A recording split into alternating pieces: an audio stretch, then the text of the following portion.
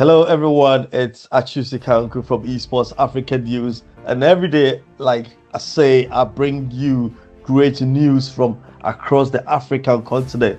Um, in my previous videos, I spoke to Marianne from PUBG. If you've not seen it, go check it out because PUBG makes you money. If you've not seen it, go check it out. Just check it out up here. There's a link out there. And in the other videos, I spoke to Illusion Gaming from South Africa. Again, check that one out because they are a team going places. If you want to know how esports teams work in Africa, check that out. But today we're going a different route. We're going to Nairobi, Kenya, and we're going to talk about game development. And it's not just about game development, but it's more of a community centered game development. You know, in Africa, we use adages, and one particular one says, one tree does not make a forest. And this is the epitome of the people we're going to talk to today because they're not just developing their own games, they are also building around the community and they're supporting the community. You know, it's not just about one game studio, it's about the ecosystem. So help me welcome and let's listen to the introduction from Max. Welcome, Max. And now you tell us fully who you are, what you do, and the ecosystem you are driving in Nairobi, Kenya. So the floor is yours now. Thank you, Atsu. It's wonderful to be here and to connect with your community. So my name is Max. I'm the founder of JIWE Studios. So at JIWE Studios, we kind of have three units inside of JIWE. The first unit where we really just develop educational and historical games. Recently, we've been venturing off into a few multiplayer kind of style games. But if you look at our website, we have three games on the Play Store, Usawa AI, and now Umoja, which was recently done with Check that out UNESCO. here. We'll put that up here so they should check that out. Yes. Recently done with UNESCO, and it's up at Fort Jesus, which is a UNESCO heritage site as well in Mombasa. So that's kind of what we do in the studio. We also have JIWE.io, which is our community-driven platform. I think right now we're reaching 1,500 developers across nine African countries. And the whole goal with the platform is just to accelerate early stage developers into the market.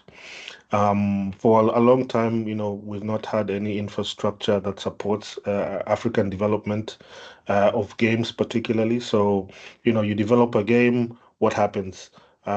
Basically, great ideas, great projects just vanish because of no infrastructure, no support. And so this was actually it started out as our own internal problem. Like we publish a game and we don't have a community or somewhere we can post it and people can give feedback.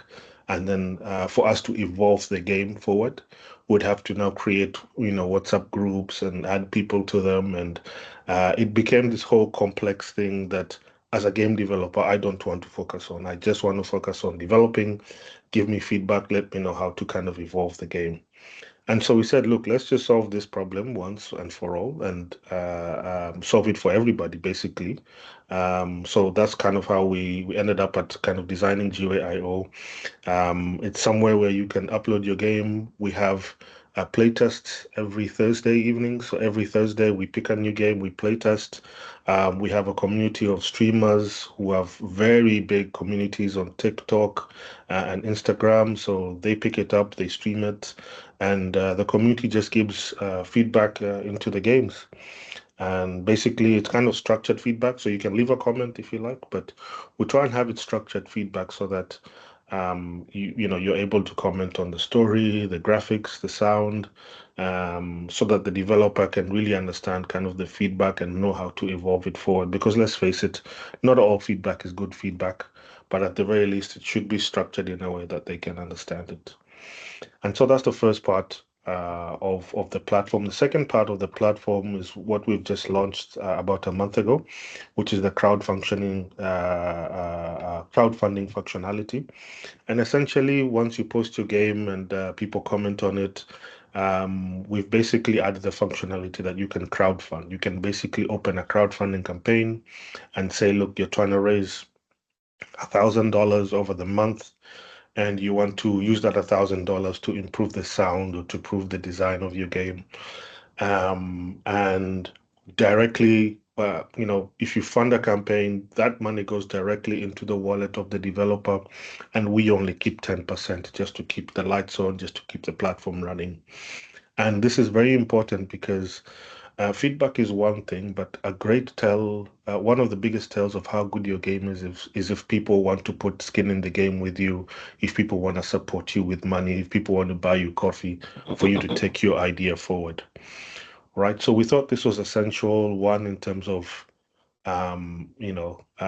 good feedback, but also in terms of developers beginning to earn revenue at an early stage.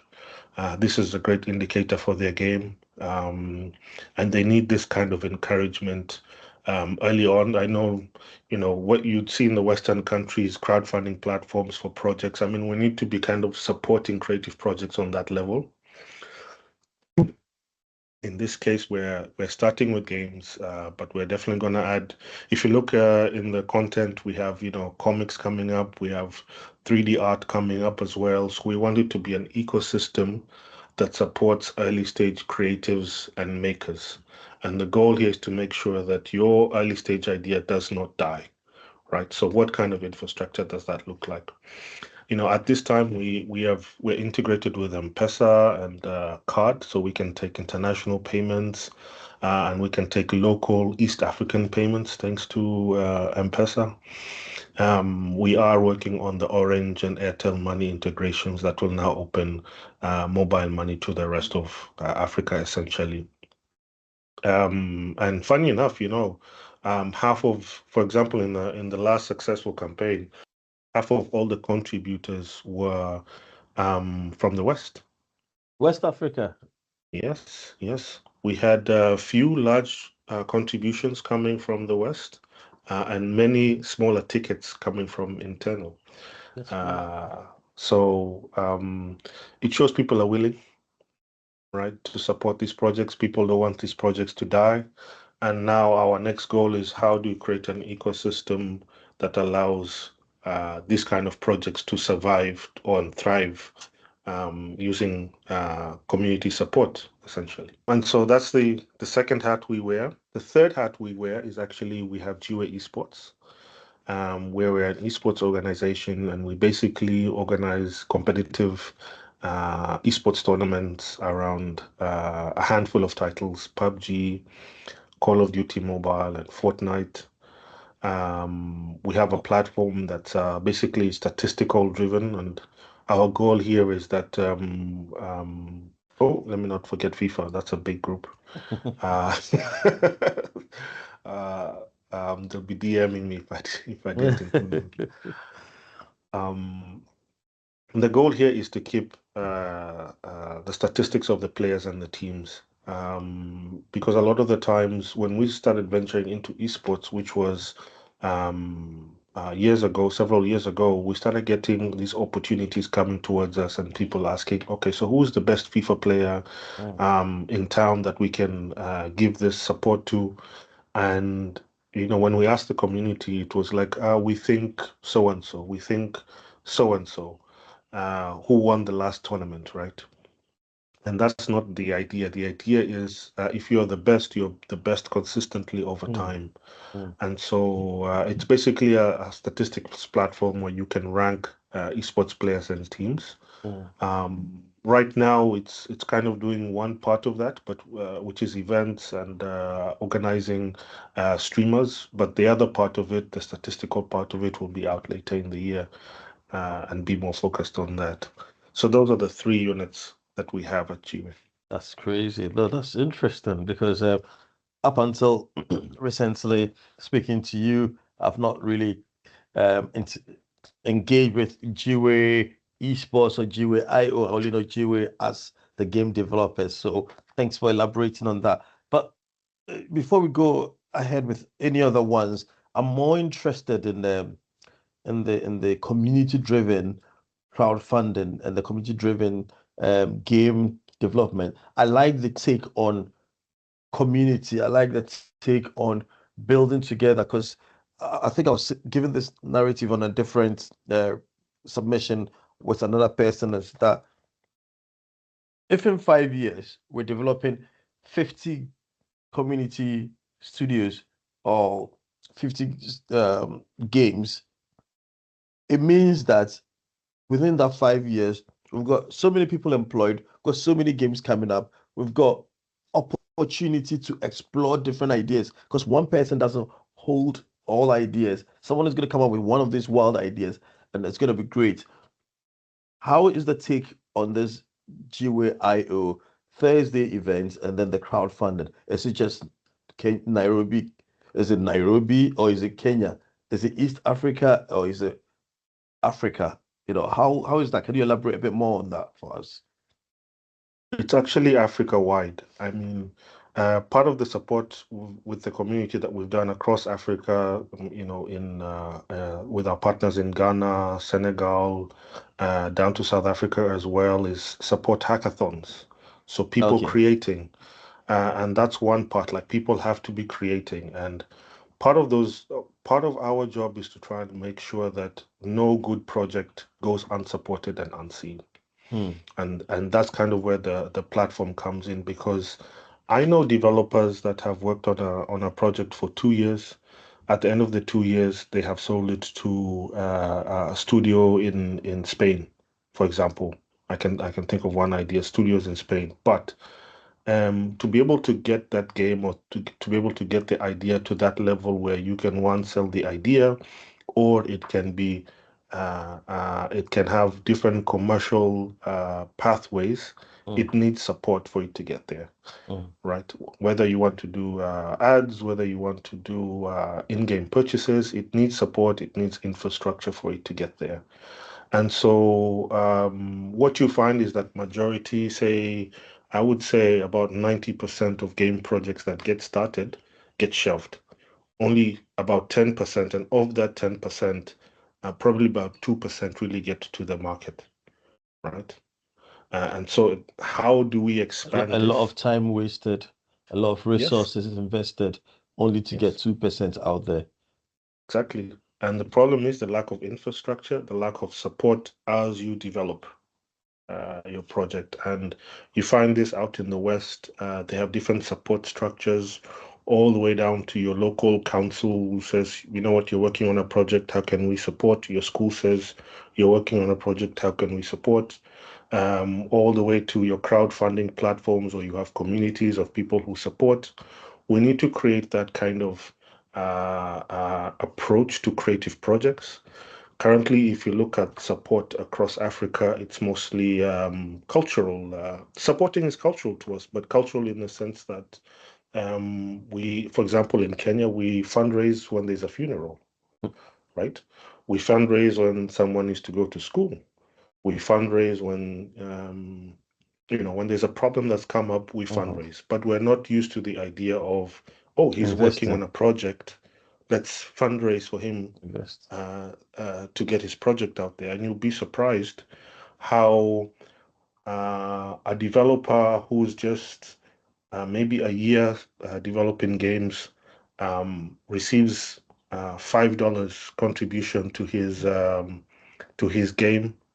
His eyes light up. He now sees a future where he can create games and earn from games, and that's the passion that an early stage developer needs to have. But he's not going to have it if there's no support, if there's no infrastructure that will allow him to grow at his pace, um, kind of thing. So that's kind That, of that, where we're that- coming from. oh, that's interesting. So for me, can you spell out where we find this information in the first instance? So we'll put it up on the page. Is it So we have, so you can go to www.jiwe.team, mm-hmm, and you'll see the three units there all together. mm-hmm, Specifically, if you want to go to the platform, you can go to www.jiwe.io, and that's the mm-hmm. community-driven platform. Alternatively, you can go to jiwe.studio for the studio games, or jiwe or esports.jiwe.io for the esports organization. Okay. Okay. That's interesting. So we will put that up for others to follow. What we also need to do then is how does one do you have to be a special person? Do you have to be, a particular person to be able to join, IO, GUA IO or put your game up, or do you just No, have to no. sign up? You just have to sign up. Registration is quick and easy with an email address. You can sign up. You can sign up either as developer or as a gamer. We treasure both because developers will develop a game and upload them. Players will get notified when a game comes out and when we're having play tests. Them play testing and playing the games and giving reviews is just as useful within the ecosystem. So you can sign up as both depending on the skill you have. Yeah, on this Thursday playtest event, is it online or in person? 100% online. We're live on YouTube, we're live on Discord, and we're live on TikTok as well. Okay. On So Thursdays. What on time on Thursdays, Thursdays? 7 p.m. East African time. 7 p.m. East African time on Thursdays on JIWE YouTube channel, JIWE TikTok channel, and Discord. That's Yes, great. exactly. That's And for great. notifications, we have a WhatsApp group. I'll send you the link so You can that share every that. time we have something, you'll always see an announcement in the group. Absolutely. I was going to ask, it would be nice to see that going on live. So one of the Thursdays, I'd like to join in and see that go on live. And if I should be able to comment on it and do some reporting on it, that would be great. Just need to see the experience of it. And one of the areas that I've been pushing for is contributions from diaspora and Africans to some of Mhm. these events. And for me, this is something that should go in that direction where diaspora and Africans, wherever they may be, should be able to contribute to either testing the games or supporting smaller studios. Can you imagine if, 50 diaspora Africans should give a $5, $10, £5, Mhm. £10, either monthly or for whatever period they can give. That will go a long way, in my opinion, to support at least two or three studios to come up with great games. And if these studios then become super substantial, then yeah, it is a credit to all of us building the community together. So that will be one I think I can push for.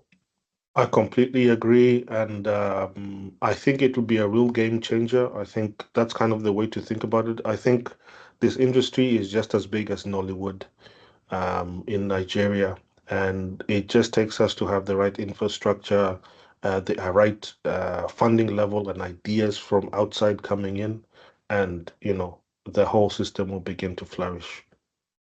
Yeah, and I think this is something that we can work with JIWE, Esports Africa News can work with JIWE to push for diaspora Africans to support GIU, fund the game or test the game. Yeah. Mhm, mhm. This would be amazing.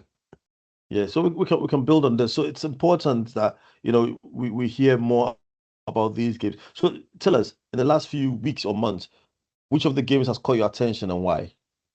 From a small Um, studio. Handful of games. So we started about a month ago with Ma3 Simulator. What's that, Basically, sorry? Ma3. Ma3 is short Okay. for Matatu Okay. Simulator. Oh, Matatu. Do you know what? I've been looking forward to riding on one of those. I keep saying whenever I touch down in Kenya, I'm going to ride on one of those. Absolutely. It's a very unique experience, and Yeah.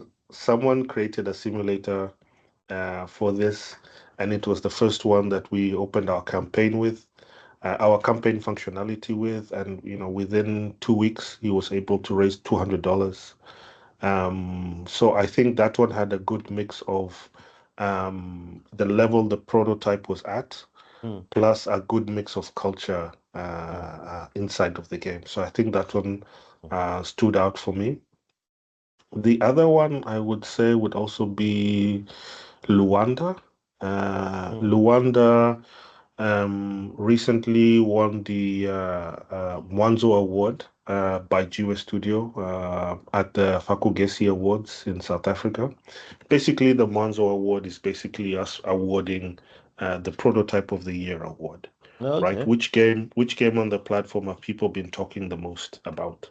Mm. And based on this game, we actually decided to implement leaderboards across the whole system of GUI.io.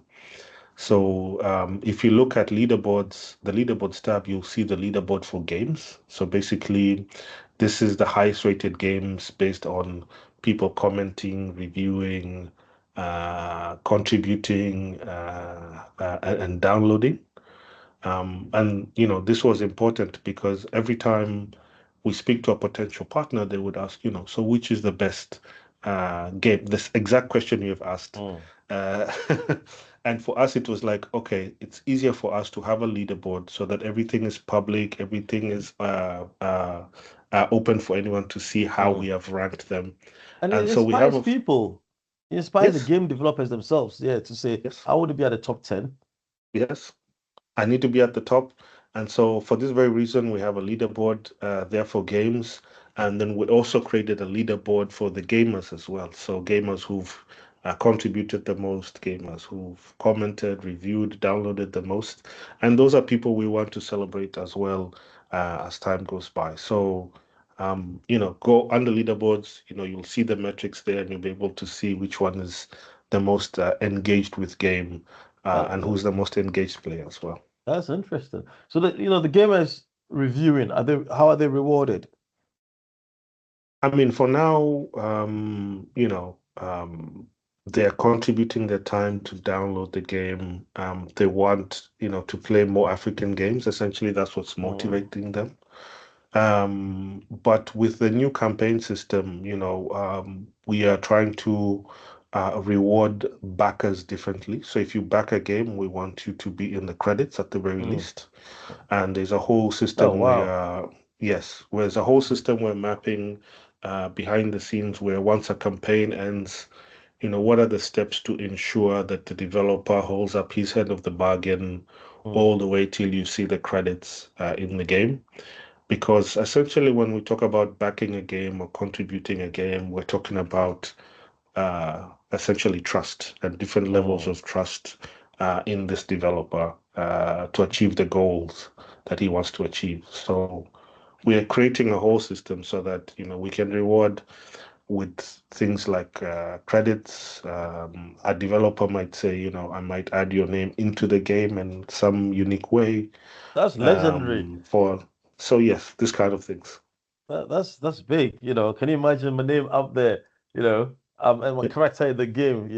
yeah, That's yeah, millions of people seeing my name. That's yeah, crazy. Esports yeah. Africa News in a little corner there, probably as a ping that comes in. That's great. That'll be interesting. Yeah, I like that. I like the idea of that. So we've looked at JIWE.io. Now look at the studio itself, JIWE Studio. Off camera, we were talking about your games and what you've developed and why you're actually in England. And it's one of the reasons why you're in England. So tell me about JIWE Games, your portfolio, and what's linked to this educational game that you're promoting in England. What is this educational game and how is it being implemented? And why England and not Africa? Is Africa missing a thing or two because we don't accept our own profits or we don't see, you know, the structure, the system? Do we have to sell to the West to take our raw materials or our resources and come back and come and teach us? I mean, I've asked so many questions in here, but I'm sure you remember some. All good questions. So we started out with the studio with the goal of making educational and historical games. And actually, when we published our first game, we published it on LinkedIn. A book publisher found us, if you believe it or not. A book publisher found us, and they said, "Look, we have all this content. Help us gamify it. Help us make it more Oh, that's interactive." nice. And that was kind of our start. That kept the lights on for I think the whole year that year. Oh, wow. That must be big. So it was a good contract, and Eventually after that, because most of that was very repetitive, we're making, comprehension games, math games, and we felt like, look, here we're not kind of pushing the boundaries. Those are great. We need those, but how do we push the boundaries? And I also have a background with working with professors in a different life where I managed like innovation centers within universities. So I was able to, I know how to work with faculty, let's say.